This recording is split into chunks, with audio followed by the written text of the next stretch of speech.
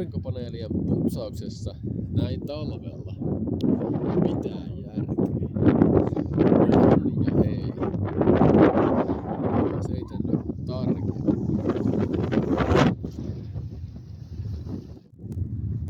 Mulla on tää tosiaan tämmönen 10 paneelin sarja, noin 4 kilowattia. Tuossa paneelia. Sitten mulla on lisäksi tuo tuuligeneraattori tuolla, mistä mä oon tehnyt aikaisemmin videotakin jo. Ja nyt mulle toimii loistavasti, kun on kunnolla tuulta, niin lataakin akkuja ihan mukavasti. Mutta mä voin tehdä tuostakin vielä myöhemmin lisää videota.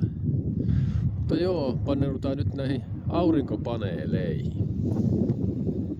Elikkäs mä oon nyt seurannut näiden aurinkopaneeleiden tuottoa tässä nyt koko talven. Ja tuotto meni miinukselle tuossa marraskuussa. Marraskuun, olisiko nyt puolivälissä. Ja tämä on tosiaan Etelä-Pohjanmaan korkeudella. Tää mun testi, eli se tietenkin vaikuttaa, että jos asuu jossain etelässä, niin voi toimia myöhempäänkin. Ja jos taas jossain Lapissa asuu, niin varmasti menee tuotto miinukselle jo aikaisemmin.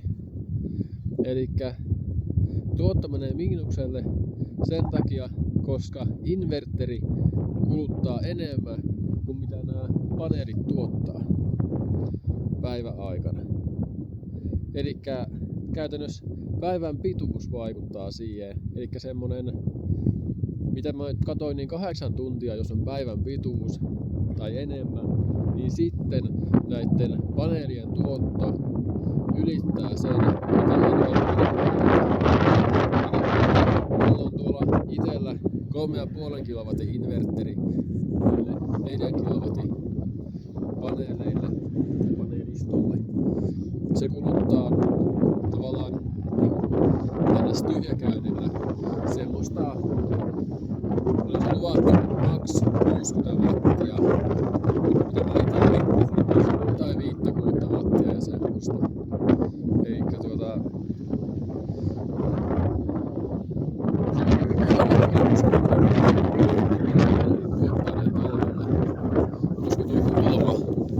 mistä aurinko paistaa, no tässä nyt ei aurinkoa paljon näy, mutta niin alhaalla. Joka tapauksessa se on tosi justiin se aurinkovalon kunnollinen mitä siihen tuottoon. Eli käytännössä aurinkopaneelien putsauksesta ei ole mitään hyötyä. Ainakaan ja tammikuussa. Että se tuotto on niin minimaalista. Kannattaa milloin pitää inverteri vaan pois päältä. Napsauttaa se vaan pois päältä tehokkaisuus. Koska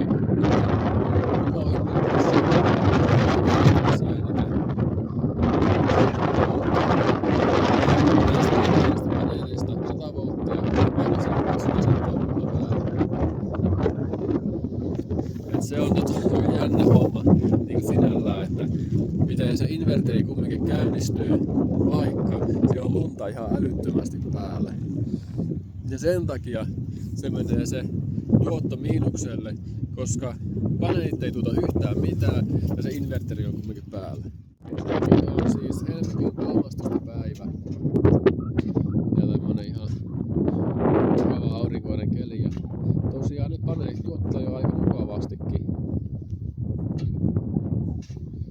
Eli ollaan plussan puolella. Mutta jos on taas oikein synkkä päivä, niin sitten se on vähän plus miinus nolla sen tuoton kanssa. Kannattaako se inverteri olla päällä vai kannattaako vaan napsauttaa pois päältä.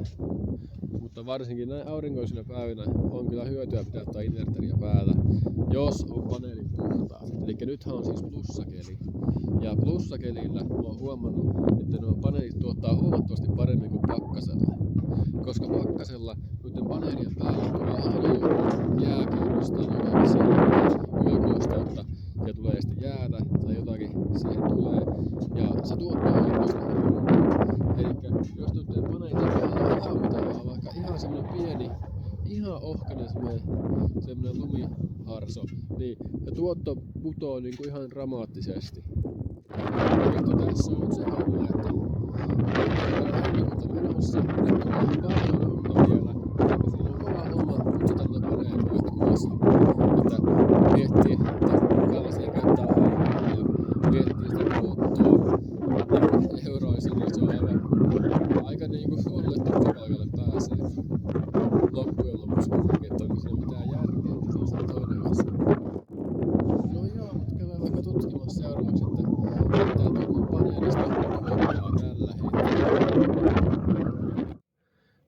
nyt ollaan tässä inverterillä.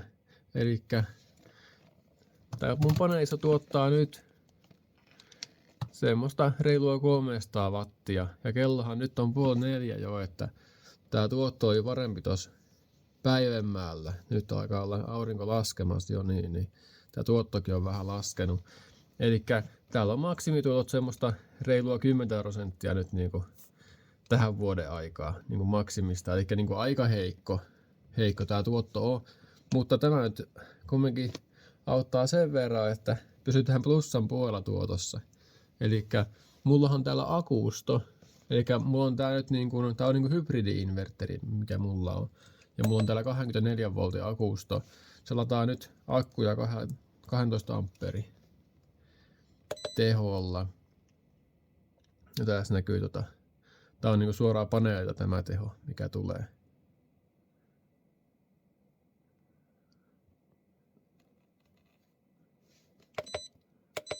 Ja tämä menee niinku sinne akustoon sitten tämä teho. Tai minne nyt laittaakaan. Siinäkin on jonkun verran heittoa.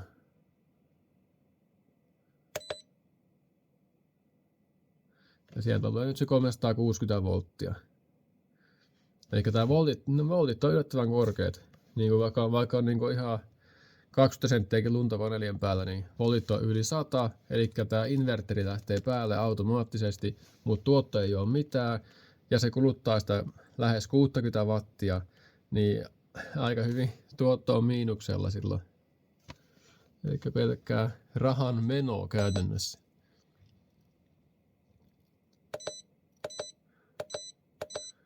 Oliko täällä mitään? Tässä on akuston jännite 26,8 volttia tällä hetkellä.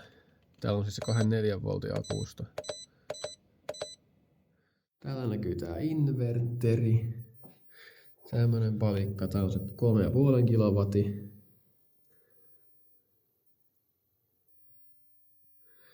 Tää kestää -10.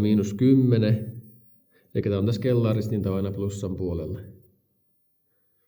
Tässä näkyy vähän tuossa speksejä.